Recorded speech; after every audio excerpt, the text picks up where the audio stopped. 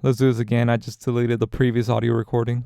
Hey yo, back again. Man, it's been 11 years and No More Heroes is back, baby. I mean, Travis did technically make his return in Travis Strikes Again, which is a fun spin-off game with an insane story that will explain the gap between No More Heroes 2 and 3. I mean, without Travis Strikes Again, who knows if we would have gotten No More Heroes 3, so we gotta put respect on that game. And while we're on the topic, No More Heroes 1 and 2 were cult classics on the Wii and now available on the Switch, so if you're being hesitant about going into No More Heroes 3 without playing the previous two titles, well, no excuses now because they're actually available on there. Yeah, these games are gritty and rough around the edges, but man, these games are pushed by amazing characters, some great music, and bizarre fights. I mean, the story, to keep it short, is about a guy becoming an assassin to kill other assassins to get some tang. Oh, hold on. Oh, yeah. It's a wild ride with wilder twists too. Excuse me. And now No More Heroes 3 looks to push the envelope. Gone are the assassins and in come the aliens. Man, Suda51 really knows how to push a sequel, man. He just makes them crazier. I mean, even the reveal trailer was insane. I was blindsided by it. To see that trailer that was an anime style with a boy meeting an alien, and how the alien comes back and ends up being a bad guy. Just to reveal that Travis Touchdown is our only savior, and bringing back No More Heroes for another ride. Man, that was a great reveal if you're a fan. Man, I can't believe that was 2 years ago. And like I said, the story's insane. But I don't want to get too into the story since I don't want to have any spoilers for those that want to get into the game. But the fact that they have to bring in aliens to fight the former #1 rank assassin Travis Touchdown is just fucking funny to me. And it's so much fun to see Travis with new tricks up his sleeve, like the new death glove that gives you new abilities to use during the match. And also that new mech suit that just comes out of nowhere to obliterate the other aliens. And the visuals, man, the visuals are going to be kind of controversial, seeing how that's one of the things that a lot of the reviews and a lot of people have been blasting it for. But this game also has so much style. It has its 8/16-bit throwback, it's very movie, it has cutscenes in between. I swear, it's obvious that this game was influenced by Tarantino since the first game, and it's more fully realized and executed in this title. With its movie-like presentation, with its transitions, cutscenes, and script, it's sad to say that the graphics are a little disappointing.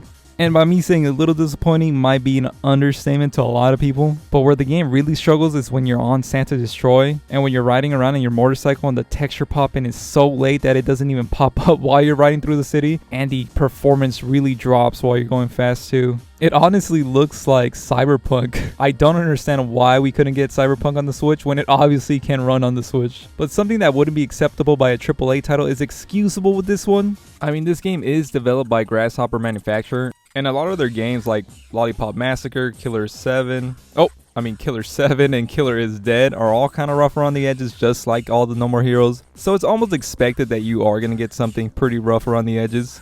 Literally. And I mean, is it unexcusable? Maybe. It depends on you. Are you a graphics whore? Do you like your shiny graphics? Do you want your Ghost of Tsushimis? Do you want them really nice grass and sun reflections and all that? Well, you got those options. Go play those games, because if you're gonna come play this game, you know you're just in for a ridiculous ride. So if we can overlook the whole Santa Destroy and just going around it, this game gets fun right. When you're in battles and slashing fuckheads, the gameplay is pretty smooth. There's no hiccups that I've had, and thanks to the variation of aliens that they have, there's a lot of ways to take them down and the ways to approach them. They're not all the same, so it keeps the gameplay relatively fresh throughout the game. And so far, my 4 hours of playthrough, I gotta say, these battles do get a lot harder than I can remember in previous No More Heroes games, and the rank battles get real.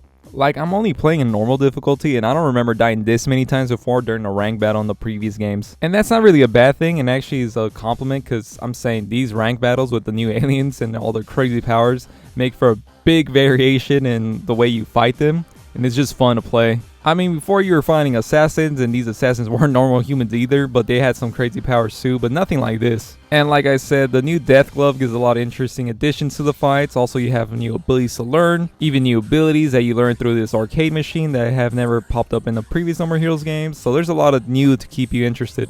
My only minor complaint that's just personal, and I'm sure a lot of fans of the series may relate to, but this could be changed just because I'm only 4 hours into the game, and who knows, maybe it'll pop up. But how come we don't have different beam katanas in the game? I mean, it was introduced in No More Heroes 2, and it was even on a box too to show off how this was an improvement from the first game.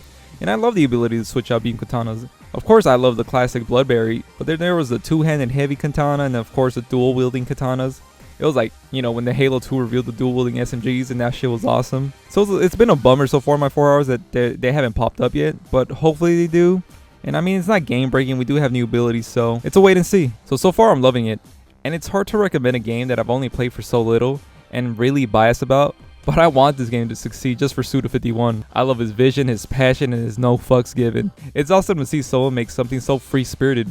I'm sure he's not the only one doing so I ask you guys to let me know who else does experiences just like this one. So drop those names in the comments, so we can show games like this do deserve to be made and have full freedom in making these unorthodox choices. So while too soon, I'm loving it, and I recommend to everyone who sees this Odd Ugly game that it's fun as hell. So if you're completely new to the series, all the games are on the Switch, so there's no excuse, pick them all up. So after I finish the game, I'm gonna follow this video up, so I'm gonna make a final thoughts video about it, because I don't want to review it just because it's a game I'm gonna be so biased about. So till then, I guess fuckheads. Thanks for watching, I appreciate you.